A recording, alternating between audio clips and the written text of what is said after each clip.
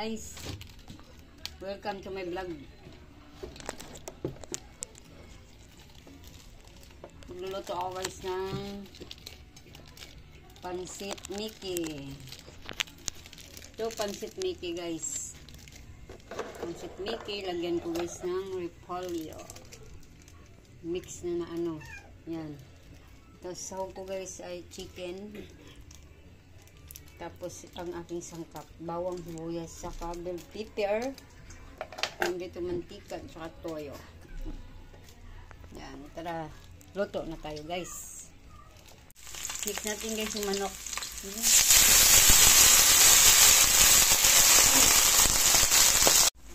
Ito na guys, nilagay ko na yung manok guys. Yan. Nilagay ko guys yung pamintang powder. Tapos tuyo guys, lagay ko na guys, tuyo. Yan, toyo at pamintang powder. Yan, parang adobo siya. Yan. Yan na siya guys, ang aking sahog ng pansit Mickey. Guys, kulo na guys. Lagay ko na guys ang aking gulay.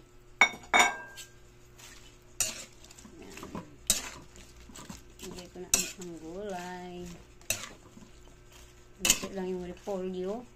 Ay yung carrots. Mas marami ang repolyo. Mas mura na kasi ang repolyo guys. Mas marami ang repolyo. Sa carrots.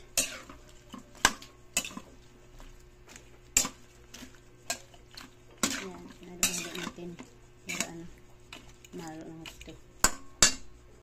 So guys, kulo na guys. Medyo malambot ng ating gulay.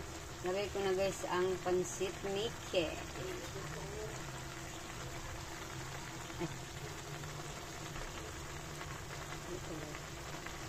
Bell pepper muna guys. Bell pepper. Ang bell pepper. Bago pala ang pansit Mickey. Yan. Tapos ilalagay na natin guys ang pansit Mickey. Yan, masarap to siya ang pansit Mickey guys. Sambalot, marami ng laman. Yan. Halo-halo natin para mahalo yung mga gulay sa pansit Mickey.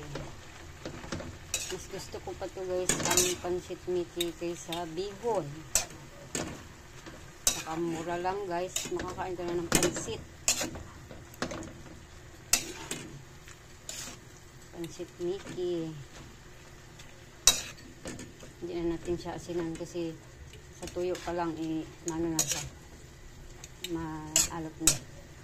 Kaya kunting tuyo lang nilagay.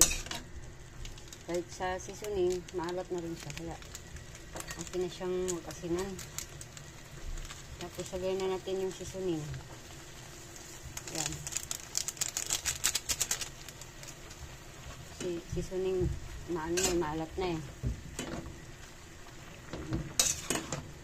Yan. Ito lang ang mabilis lang naman to sa maluto.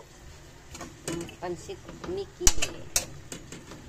Ang kagandahan lang ito guys kasi madali lang siya maluto kasi luto na rin to eh. Hindi katulad ng bihon.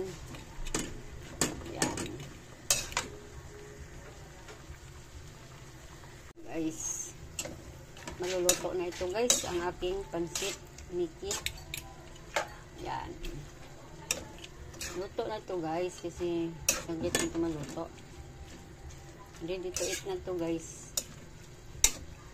Sana nagustuhan nyo ito guys ang aking pansit Mickey. Dito na lang guys. Sana nagustuhan nyo ito at saka ang iba kong niluluto. Salamat sa inyong panonood ng aking mga video, sa suporta ninyo. God bless sa inyong lahat. Thank you for watching.